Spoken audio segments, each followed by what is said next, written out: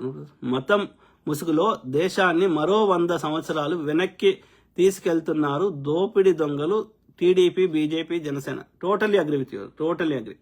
So అందుకే ప్రజల్ని చైతన్యం చేద్దాం. ఓకే, అందులో మెజారిటీ హిందువులే ఉన్నారు కాబట్టి హిందువులనే చైతన్యం.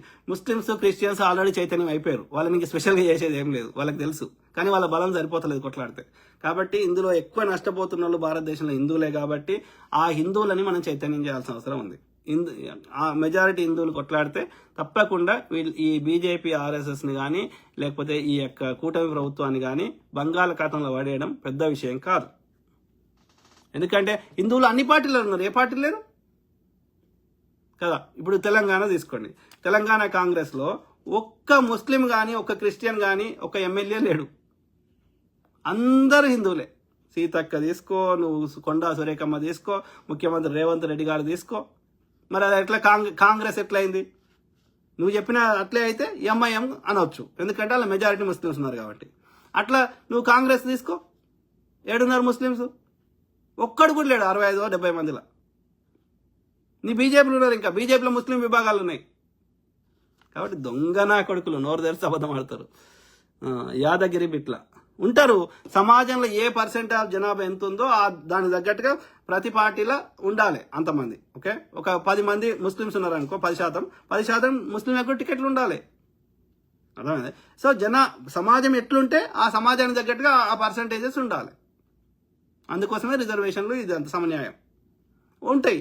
80 మంది హిందువులు ఉంటే 80 సీట్లు హిందువులకు ఉంటాయి, 10% వేరే వాళ్ళు ఉంటే వేరే వాళ్ళకు ఉంటాయి. దట్ సింపుల్, సమన్యాయం చేయడం. దాంట్లో ఉండొద్దు అనేది చెప్పడానికి చెప్పొద్దు, అది చెప్తే అన్యాయం అవుతుంది. ముస్లింలకు ప్రధాని కాదా? ముస్లింలు భారతీయులు కాదా? ముస్లింలు ట్యాక్సులు కడతలేరా? మరి అన్నప్పుడు వాళ్ళు భారతీయులు అన్నప్పుడు వాళ్ళ రిప్రజెంటేషన్ కూడా ఉండాలి కదా, వాళ్ళ యొక్క నీడ్స్ కూడా తీర్చాలి కదా. యాదగిరి బిట్ల super sir, thank you brother.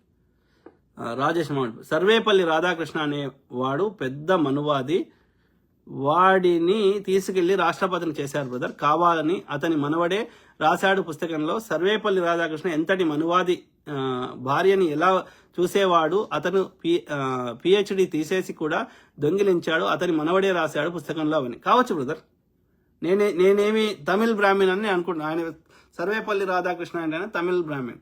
So అదే బ్రదర్, అంటే నేను ఇక్కడ వ్యక్తులని మనం తప్పు పట్టలేదు. ఇప్పుడు గాంధీయా, అంబేద్కర్, ఇంకో ఆయన అంబేద్కర్ వాళ్ళ డాడీయా, సో ఇట్లా తీసుకుంటూ పోతే అది ఇప్పుడు ఎక్కడో చోట ఒక వ్యక్తికి, ఇప్పుడు బుద్ధుడు రాకముందు ఆలోచన విధానం బుద్ధుడి నాయనకి ఎందుకు రాలే, వివేకానంద లేకముందు ఇంకో ఆయనకి ఎందుకు రాలే, ఇట్లా ఆలోచిస్తే కష్టం. ఒక వ్యవస్థలో మనం పెరిగినప్పుడు, ఒక వాతావరణం ఉన్నప్పుడు అది తప్పు అనిపించి, ఇప్పుడు నేను చిన్నప్పటి నుంచి ఇట్లా లేను కదా.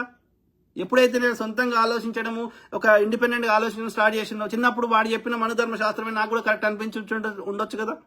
అంటే ఏం చెప్తున్నా అంటే, మనకి తెలియదు, మనం ఏ వాతావరణం వెళితే అది కరెక్టే అనిపిస్తుంది. సో అది అందులో రాధాకృష్ణ ఇంకో ఆయన ఎక్సెప్షన్ కాకపోవచ్చు. ఓకే, ఎందుకు అర్థమైందా? సో ఇప్పుడు నా ఫ్రెండ్ ఉన్నాడు, ఆయన చదువుకున్నాడు, ఇంకోటి ఉన్నాడు, అన్నీ ఉన్నాయి.